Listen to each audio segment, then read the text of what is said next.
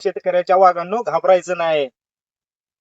आपला एक दिवस काळ येणार आहे, नुसती वेळ नाही तर काळ येणार आहे, लक्षात घ्या. त्याच्यामुळं निराश होऊ नका. मग तुमची मुलगी जर शेतीत जाणार नसेल, शेतीत काम करणार नसेल, तर तुम्हाला शेती काय झक मारायला पाहिजे का?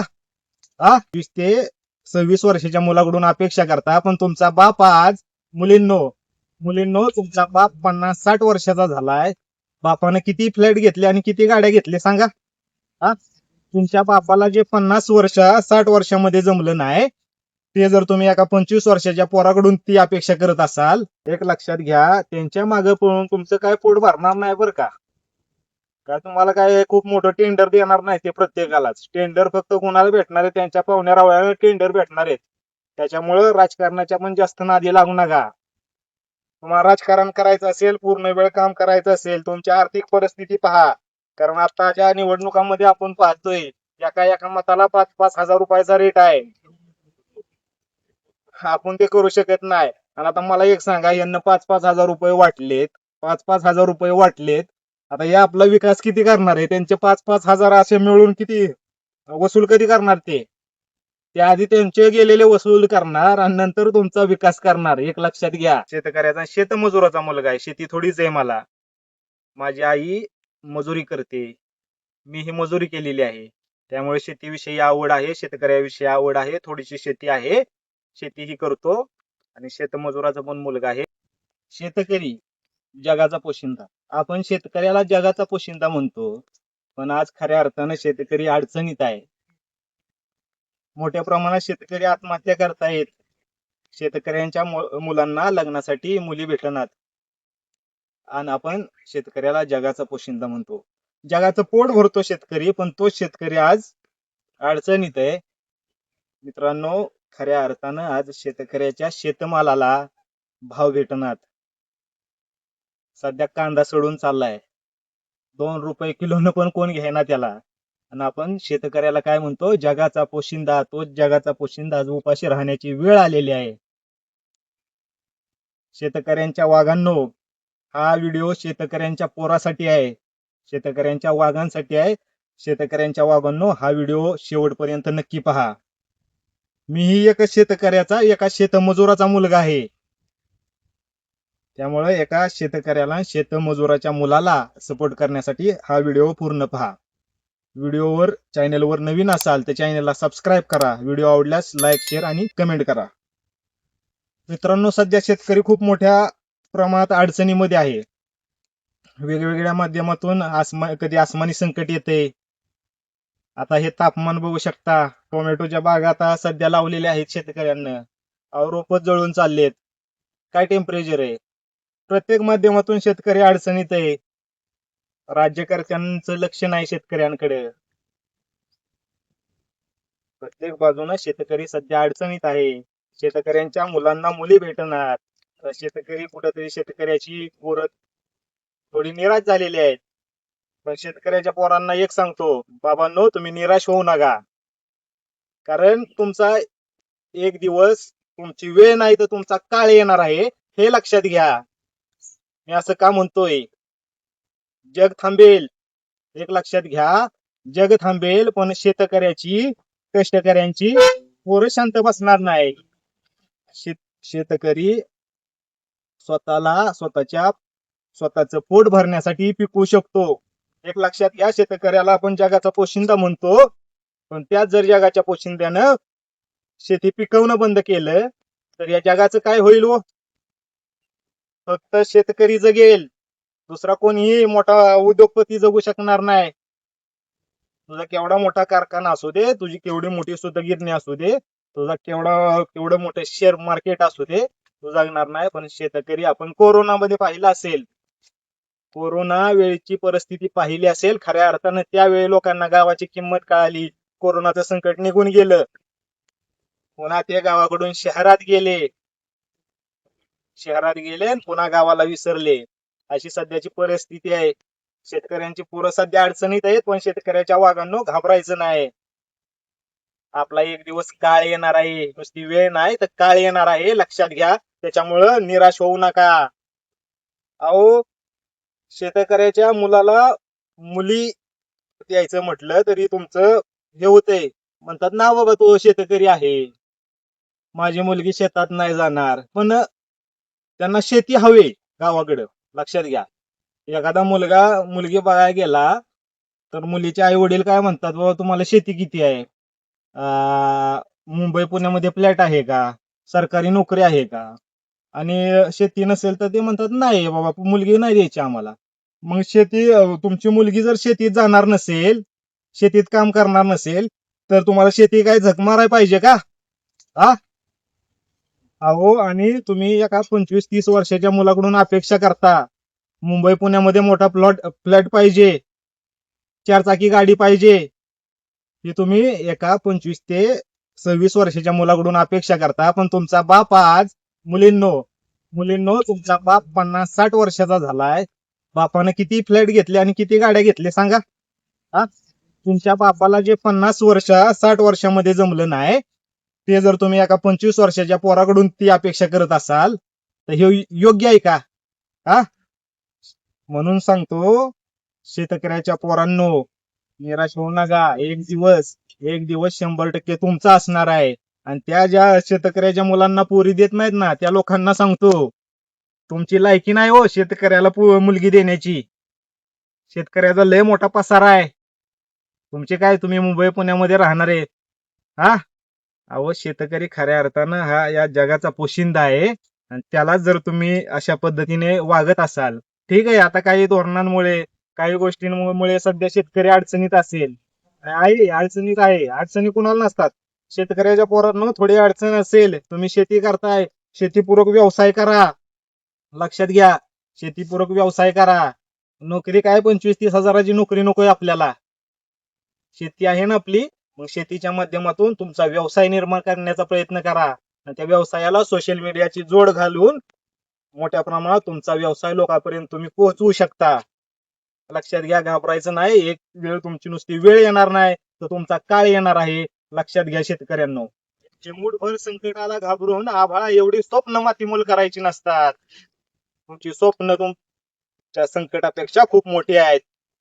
लक्षात घ्या, तुमची स्वप्न तुमच्या संकटापेक्षा खूप मोठी आहेत. त्याच्यामुळे घाबरायचं नाही, संघर्ष करायचा. संघर्ष कुणाच्या वाट्याला येत नाही हो. संघर्ष येड्या गाबाळाच्या वाट्याला येत नाही. संघर्ष त्याच्याच वाट्याला येतो ज्याच्या त्या संघर्षावर मात करण्याची, त्या संकटावर मात करण्याची हिंमत ज्या व्यक्तीमध्ये असते, त्याच व्यक्तीच्या वाट्याला संघर्ष येतो. त्याच्यामुळे शेतकऱ्याच्या वाघांनो घाबरायचं नाही. आज थोडी परिस्थिती वेगळी आहे, पण तुम्ही संघर्ष करा, ही परिस्थिती तुम्हाला बदलायची. लक्षात घ्या, शेतकऱ्यांचा एक दिवस 100% वेळ येणार आहे. लक्षात घ्या. आणि एक दुसरी गोष्ट सांगतो मित्रांनो शेतकऱ्याच्या पोरांना, की राजकारण, डॉक्टर बाबासाहेब आंबेडकरांचं एक वाक्य आहे, जोपर्यंत तुमच्या कुटुंबाचं पोट भरून थोडस शिल्लक राहत नाही, तोपर्यंत कुणीही समाजकारण आणि राजकारणाच्या भानगडीत पडू नये. डॉक्टर बाबासाहेब आंबेडकरांनी सांगितलेलं आहे. तुम्ही आता सध्या काय चाललंय माहितीये का, काही लोक ठीक आहे, काय आपली शेतकऱ्याची पोरं पण नेत्यांच्या मागे खूप पळतायत. दादासाहेब, ताईसाहेब, भैयासाहेब. हा, एक लक्षात घ्या, त्यांच्या मागे पळून तुमचं काय पोट भरणार नाही बरं का. काय तुम्हाला काय खूप मोठं टेंडर देणार नाही ते प्रत्येकालाच. टेंडर फक्त कोणाला भेटणार आहे, त्यांच्या पाहुण्या रावळ्याला टेंडर भेटणार आहेत. त्याच्यामुळं राजकारणाच्या पण जास्त नादी लागू नका. तुम्हाला राजकारण करायचं असेल, पूर्ण वेळ काम करायचं असेल, तुमची आर्थिक परिस्थिती पहा. कारण आताच्या निवडणुकांमध्ये आपण पाहतोय एका मताला 5-5 हजार रुपयाचा रेट आहे. आपण ते करू शकत नाही. आणि आता मला एक सांगा, यांना 5-5 हजार रुपये वाटलेत, 5-5 हजार रुपये वाटलेत, आता हे आपला विकास किती करणार आहे? त्यांचे 5-5 हजार असे मिळून किती वसूल कधी करणार ते? त्याआधी त्यांचे गेलेले वसूल करणार आणि नंतर तुमचा विकास करणार. एक लक्षात घ्या, 5-5 हजार वाटलेत, 5-5 हजारांना आता आपल्या नको, आता ते त्या गोष्टी काढाय नको, ते काय एक वेगळा इश्यू होऊ शकतो. पण एक लक्षात घ्या, त्यांचं जोपर्यंत वसूल होत नाही तोपर्यंत आपला विकास होणार नाही. त्यामुळं शेतकऱ्याच्या पोरांनो, राजकारणी लोकांच्या पण जास्त नादात लागणार. जर राजकारण करायचं असेल, आपली परिस्थिती चांगली असेल, बाबासाहेब आंबेडकरांना सांगितलंय, जोपर्यंत तुमच्या कुटुंबाचं पोट भरून शिल्लक राहत नाही तोपर्यंत समाजकारण राजकारणापासून लांब राहा. कारण आपल्याला नाही का एक म्हण आहे, खिशात नाही दाना मला बाजीराव म्हणा, अशी काहीतरी म्हण आहे. असं काय करायचं नाही. लक्षात घ्या, राजकारणाच्या पण जास्त नादाला लागू नका. कारण खऱ्या अर्थानं राजकारणात भले भले हे झालेले आहेत. राजकारण कराय म्हणजे मी अशा मताचा नाही की तुम्ही बाबा राजकारण करू नका. राजकारण करा, पण थोडी तुमच्या आर्थिक बाजू ही तपासा. कारण खऱ्या अर्थानं राजकारणामध्ये पाहायला गेलं तर उद्योगपती, मोठे कारखानदार, सूतगिरणीवालेच सध्या राजकारणात आहेत. आणि सामान्य लोक आपण पण येडे आहोत, तुम्ही आम्ही येडे आहोत. आपण एखादा जर सामान्य माणूस उभा राहिला निवडणुकीमध्ये, आपला शेतकऱ्याचं पोरग एखादं राहिलं तर त्याला सपोर्ट करत नाहीत, पण या मोठ्या मोठ्या उद्योगपतींना आपण सपोर्ट करतायत. आपल्याही चुका आहेत ना. मग काय होतंय, माझ्यासारखा सामान्य व्यक्ती काय म्हणणार, बाबा राजकारण नको, राजकारण चांगलं नाहीये. त्याच्यामुळं आपण थोडं बदललं पाहिजे. आता काय तो आपला विषय नाहीये, त्याच्यामुळे त्याच्याविषयी जास्त बोलणं योग्य नाहीये, कारण लगेच काय इश्यू होऊ शकतात. त्याच्यामुळं आपल्या सध्या विषय काय आहे, शेतकऱ्याच्या पोरांनो, तुम्ही संघर्ष करा, कष्ट करा. एक लक्षात घ्या, आज थोडीशी परिस्थिती आपली वेगळी आहे, पण आपली परिस्थिती कशी बदलली जाईल याच्याकडे तुमचं जास्त लक्ष असलं पाहिजे, ना की राजकारणामध्ये किंवा इतर कोणत्या गोष्टीमध्ये. तर मित्रांनो, एक लक्षात घ्या, आता सध्या शेतकरी अडचणीत आहेत, थोडे पिसलेले आहेत, थोडे डगमगलेले आहेत.